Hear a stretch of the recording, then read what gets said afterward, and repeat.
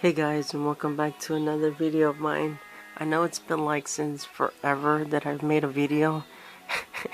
I want to say I'm sorry guys and girls. I'm sorry.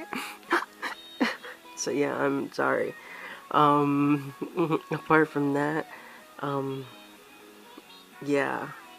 Yeah. Anyways, I get a lot of questions of how I draw or how I color in my drawings with colored pencils and stuff, and I try to explain it the best I can in words, and I kind of figured it I would make a video on it instead, because I guess, you know, it's just a lot better. That's how I learned, by watching stuff. So yeah. So yeah, right now I actually have a drawing I'm working on right now. It's Tatsune Miku, and I'm showing you how I go about the whole process of coloring her in or drawing her in. So yeah, first I have my image right here. Excuse me guys, I have my image right here. So I look at my image and her hair.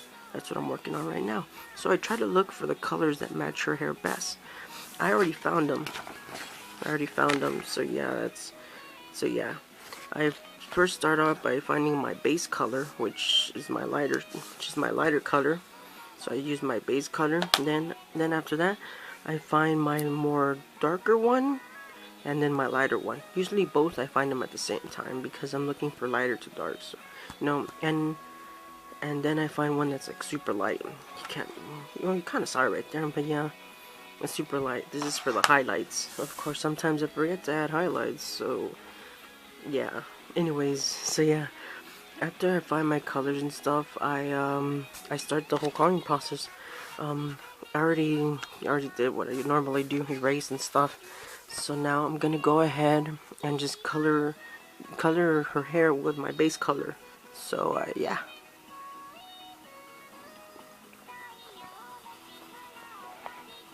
I'm sorry if the table's a bit shaky.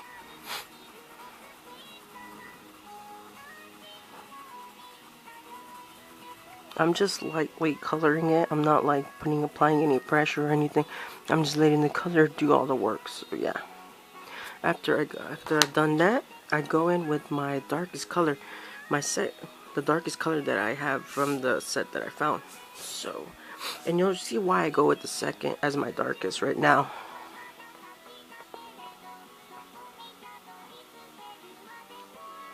I'm applying a bit more pressure right now on what it looks to be the darkest side of her hair. Well, darkest side. It appears to be more darker. So yeah. And as I move on, it becomes a lot more lighter. I apply less pressure, so it becomes lighter. Now that I've done that, I go in with my second color. Now the reason why I start with light and darkest is because I use a second color to blend them in together, and you'll see right now. Of course I overlap them, because if you overlap them, you get more of a rich look to it, and it just looks more richer, more natural, it blends better, you know. So yeah, as you can see, it's slowly picking up the color and it's dragging it. It's almost like if you use Photoshop, you see how when you use the blender, that's kind of, think of it like that.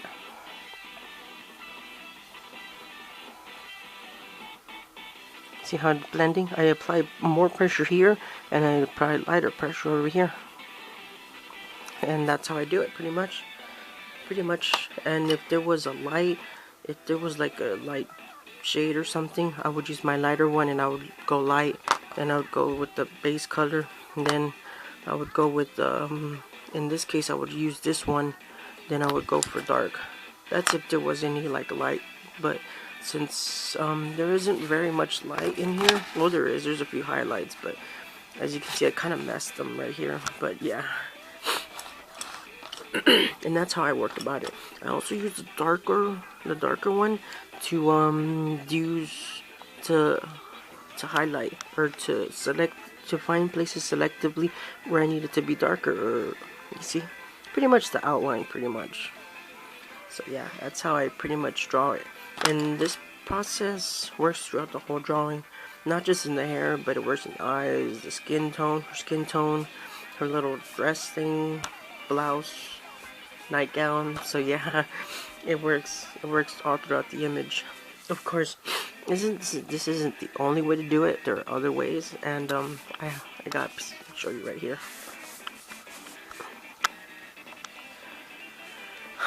Okay, let me see.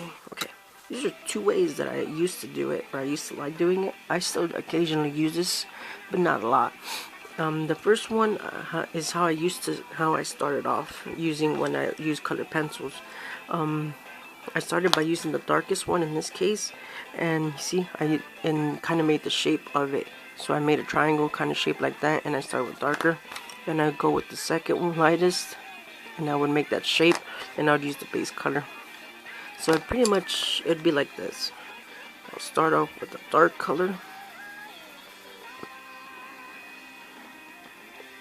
then I'd go with the second lightest, then I'd go with the base color. Technically, this would no longer be the base color. It's just the color if you use this way. That's because you see that they're kind of separated. It's more of, this gives it more of a printmaking look because the colors are separated. Kind of like when you print something in multiple blocks, the colors are separate. So yeah, that's how this ends up looking. And it looks pretty nice too. I believe I know I used this kind of drawing, this kind of coloring in one of my high school The Dead drawings. It was Saya Togi that I used it on, I'm pretty sure. So I did it on that one. Now, the other way you can use shade, this is if you have the luxury of having like a lot of colored pencils. But let's say you only have two, right? You only have like a light and you only have a dark, right? A light and a dark, because we can't all afford these freaking expensive pencils all the time. So if you only have a light and a dark, this is another way to do it. As you can see here, I did the base color first, then I went over with the darker color, and here's the twist. I used its complementary color, which in this case is orange, because you know, blue is complementary, is the opposite of orange. It's like violet and yellow and red and green. And how you go about doing this one is this time your normal color or your lighter color is the base color. So you start out by, let's say, just, you know, laying it down like that. Now you'll go with your more darker color, because we only have two colored pencils.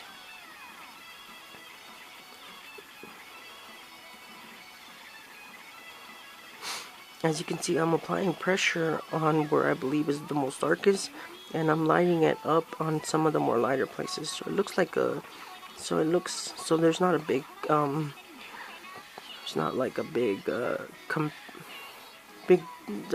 my bad. So it looks smooth. Let's just say, so it looks smooth, and there's not a big difference in between contrast. There we go. It's not a big contrast in between the two colors. Once I added my dark and my light colors, I go in with the complementary color, and I just go over it. I layer it all like that, and you see that it starts getting darker, and it looks pretty nice actually. I really like this style actually, because it looks really nice and it gets that weird looking funky look. So you see, it actually got darker now. Of course, you can extend the orange throughout to actually really blend really well. I'm gonna zoom in just a little bit. Here I did, as you can see here, I did the base color. Then I added the black. I added the other color, the darkest color I own, and then I added orange. And you see, it looks pretty nice. It actually looks pretty nice, actually. And that's just another way of doing it if you just have two colors and you don't have like in between colors. You can also go with black. Oh wow. Sorry about that. That was my bad. You can also go in with black, and you can outline it or add mask selectively. See, I'm not filling in anything, I'm just adding it there. Kind of like I'm outlining it. So there you go, looks pretty nice. You can do the same thing with this one too. You can add mask selectively. It kind of, actually, once you do this to this one, you kind of see that it looks more uniformed. So yeah. So yeah, those are just a few styles or a few techniques on how to shade with these color pencils. So yeah, if you're really starting though, I guess if you're really starting, I'd probably recommend you using this one, or you can go and use this one too. You can, well, it doesn't matter which one you want to use, so long as you practice doing it, you know. Zoom out. And so long as you practice doing it, and eventually you'll get better doing it. So yeah, I hope that I may have taught you some techniques that you may have not known, or if you already know how to color with color pencils, I hope like I may have showed you some different way of making it. So yeah, apart from that, I hope it explained a lot though, or at least how it explained how I color them in. So yeah, apart from that, I just want to say thank you so much for, you know, being so patient, and because I haven't uploaded videos in like a long time, so the longest. So thank you so much. Also want to say thank you to all those who subscribe to me. I'm actually surprised I'm up to like 30 something. I know it's sad that I actually don't know the number, but yeah, I'm actually surprised. So thank you so much, guys. I really do appreciate it, and it really means a lot. Once more, guys, like always, thank you so much for watching, and until next time, guys, bye bye, guys.